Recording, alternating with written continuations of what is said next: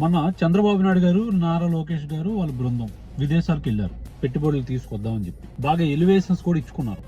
ఎవరైనా ఏం ఊహిస్తారండి? లక్షల కోట్ల రూపాయల పెట్టుబడులు ఆంధ్రాకి వస్తాయి, అదే పని మీద ఉన్నారు అనుకుంటారు కదా. అక్కడికి వెళ్ళి ఈ బృందం చేస్తున్న పని ఏంటి ఒకసారి చూడండి. కోడి కత్తికి క్రెడిట్ ఇవ్వాలి, బాబాయిని లేపేసిన క్రెడిట్ ఇవ్వాలి, తల్లిని చెల్లిని మెడబెట్టి బయటికి గెంటేసిన క్రెడిట్ ఏడుపుగొట్టు టీంకి ఇవ్వాలి. మనందరం రాష్ట్రాలకి లేనిది మన రాష్ట్రానికి ఆ వ్యక్తి ఉంది.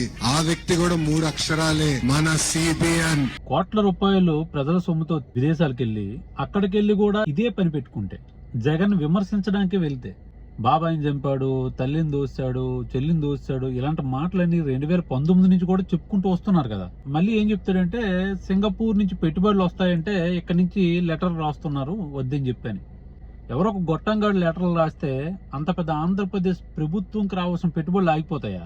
ఇప్పుడు మన చేతగాకి ఇవన్నీ కబుర్లు గాని, దావోస్ వెళ్ళినప్పుడు వైసీపీ అధినేత లక్షల కోట్ల రూపాయల పెట్టుబడితో గ్రీన్ కోని, నిపాన్ ఆర్షల్ ని ఇటువంటి అతిపెద్ద కంపెనీలను ఆంధ్ర రాష్ట్రానికి తీసుకొస్తే మీరు అక్కడ పోయి చేసింది ఏంటంటే బాబాయిని చంపాడు, చెల్లిని దోశాడు, ఇటువంటి మాటలు చెప్పడానికి, ఇటువంటి విమర్శలు చేయడానికి, ఇలా జగన్ పైన ఏడవడానికి మీరు దావోస్ వెళ్ళారా?